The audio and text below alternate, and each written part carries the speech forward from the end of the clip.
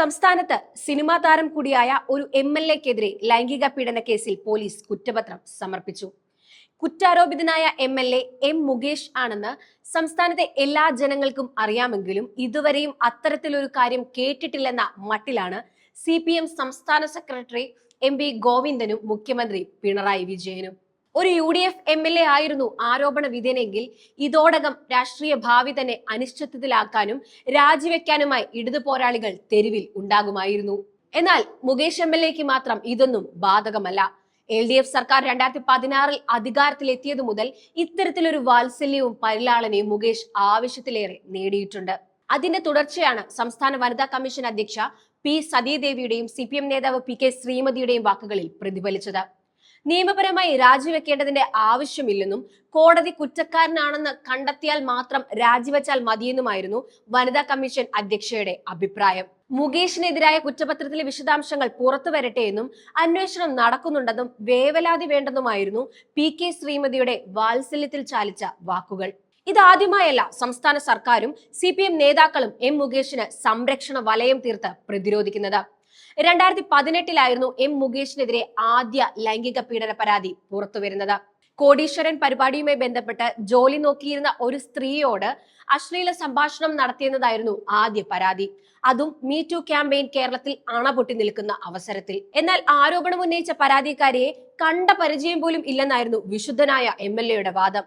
അതിനെ സാധൂകരിക്കാൻ നർത്തകി കൂടിയായ തന്റെ ഭാര്യയെ രംഗത്തിറക്കി M മുകേഷ് പ്രതിരോധം തീർക്കാനും മറന്നില്ല. 2018-ൽ M മുകേഷിനെ മീ ടു ക്യാമ്പയിനിൽ നിന്ന് പുറത്തു കടക്കാൻ സഹായിച്ച ഭാര്യ പിന്നീട് ഒരിക്കൽ കൂടി അത്തരം ഒരു സാഹസത്തിന് തയ്യാറായില്ലെന്ന് മാത്രമല്ല അദ്ദേഹത്തിൽ നിന്ന് വിവാഹമോചനവും നേടി. മീ ടു കേസിൽ മുകേഷിനെ ഭാര്യ ന്യായീകരിക്കുമ്പോഴും അദ്ദേഹത്തിന്റെ സിനിമാ താരം കൂടിയായ മുൻ ഭാര്യ നേരിട്ട ശാരീരികവും മാനസികവുമായ പീഡനങ്ങൾ വിവരിക്കുന്ന ഇന്റർവ്യൂ സോഷ്യൽ മീഡിയകളിൽ പ്രചരിച്ചിരുന്നു. അക്കാലത്തും CPM-ന് മാത്രം M മുകേഷ് വിശുദ്ധനായിരുന്നു. MLA എന്ന നിലയിൽ ശോഭിച്ചില്ലെങ്കിലും M മുകേഷിന് രണ്ടാം തവണയും CPM കൊല്ലത്ത് സീറ്റ് നൽകി വിശുദ്ധ പട്ടം ഉറപ്പിച്ചു. ഇടതു വോട്ടുകളുടെ പ്രഭയിൽ വീണ്ടും മുകേഷ് നിയമസഭയിലും എത്തി. CPM-ന് മുകേഷിനോടുള്ള അടങ്ങാത്ത വാത്സല്യം അവർ വീണ്ടും 2024-ലെ ലോക്സഭാ തിരഞ്ഞെടുപ്പിലും പ്രകടിപ്പിച്ചു. ലോക്സഭാ തിരഞ്ഞെടുപ്പിൽ NK പ്രേമചന്ദ്രൻ എന്ന RSPയുടെ അധികായനെതിരെ പോരാടാൻ M മുകേഷ് മാത്രമാണ് CPM-ലുള്ളതെന്ന കണ്ടെത്തലും അതേ വാത്സല്യത്തിൽ നിന്നായിരിക്കണം ഉടലെടുത്തത്. കൊല്ലം ടൗണിലെ മാർക്കറ്റിന് സമീപത്തെ ഓടകൾ പോലും പരിതാപകരമാണെന്ന് പരാതി പറഞ്ഞവരോട് മീൻവെള്ളത്തിന്റെ ഗന്ധം തനിക്കേറെ പ്രിയപ്പെട്ടതാണെന്നും അതെങ്ങനെയാണ് ദുർഗന്ധമാകുന്നതെന്നും ചോദിച്ച MLA BMW കാറിൽ AC ഓൺ ചെയ്ത് പോകുന്നത് കണ്ട് കൊല്ലത്തെ വോട്ടർമാർ ലോക്സഭാ തിരഞ്ഞെടുപ്പിൽ അതിനുള്ള മറുപടിയും നൽകി. ഇപ്പോഴത്തെ ലൈംഗിക പീഡന പരാതി ഉയർന്നതിന് പിന്നാലെയായിരുന്നു MLA-ക്കെതിരെ ജില്ലാ സമ്മേളനത്തിൽ ഉൾപ്പെടെ വലിയ വിമർശനങ്ങൾ ഉണ്ടായത്. മുകേഷിന് സീറ്റ് നൽകിയത് ആരാണെന്ന് പോലും കൊല്ലം ജില്ലാ കമ്മിറ്റിയിൽ ഒടുവിൽ ചോദ്യമുയർന്നു. വിവാദമായ പീഡന പരാതിയുടെ തുടക്കത്തിലും മുകേഷിന് വേണമെങ്കിൽ രാജിവെച്ചാൽ മതിയെന്ന നിലപാടിലായിരുന്നു CPM-ലെ വനിതാ നേതാക്കൾ ഉൾപ്പെടെ നിലപാടെടുത്തത്. തങ്ങളോട് മുകേഷ് അത്തരത്തിൽ പെരുമാറിയിട്ടില്ലെന്നും മര്യാദപൂർവ്വമാണ് ഇടപെടാറുള്ളതെന്നും വരെ ന്യായീകരണമുണ്ടായി. അതായത് ഒരു കൊലപാതക കേസിൽ പ്രതിയായ ഒരാൾ തന്നെ കൊന്നിട്ടില്ലെന്നും തന്നോട് അനുതാപത്തോടെയാണ് പെരുമാറിയിട്ടുള്ളതും അതുകൊണ്ട് അയാൾ ഒരു കൊലപാതകി ആകാൻ സാധ്യതയില്ലെന്നും പറയുന്നത് പോലെ. മുകേഷിനെ കൂടാതെ സിദ്ദിഖും ജയസൂര്യയും ഇടവേള ബാബുവും ഉൾപ്പെടെയുള്ള സിനിമാ താരങ്ങൾക്കെതിരെ ഹേമ കമ്മിറ്റി റിപ്പോർട്ടിന് പിന്നാലെയാണ് ലൈംഗിക പീഡന ആരോപണങ്ങൾ ഉയർന്നത്.